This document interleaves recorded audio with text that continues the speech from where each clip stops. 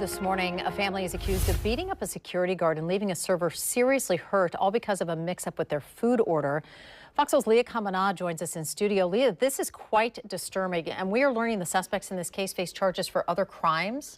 That's right, Kim. The assault at the Sandy Hut Bar and Lounge located on Northeast Sandy Boulevard happened back in October. All three suspects in the case fled the scene before police arrived, but were identified nearly 4 months later through security camera footage from Sandy Hut, as well as other crimes that they are involved in. Now, the three suspects in this case are Marshall Kiana Swafford, Nikisha Monix Young, and Daniel Jones Jr.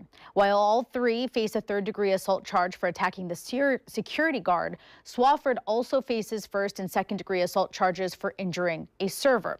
The server suffered a broken jaw and 8 fractured teeth after Swafford punched him in the face with a can of pepper spray. Now, here's a breakdown of the incident at Sandy Hut, according to court documents. The three suspects began yelling at the bartender over a mix-up in their food order.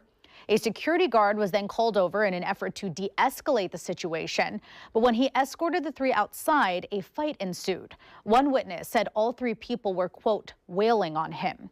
That's when another employee tried to come help the security guard, and police say Swafford punched him in the jaw with a can of pepper spray. We are learning the three suspects were wanted in several other crimes, including possessing a loaded gun in a public place and theft. Perhaps the most interesting one is one of them is accused of firing a gun towards a group of people during a fight in a bar parking lot. In regards to the incident at Sandy Hut, all three pleaded not guilty. They are currently out of jail awaiting trial. Reporting in studio, Leah Kamana, Good Day Oregon.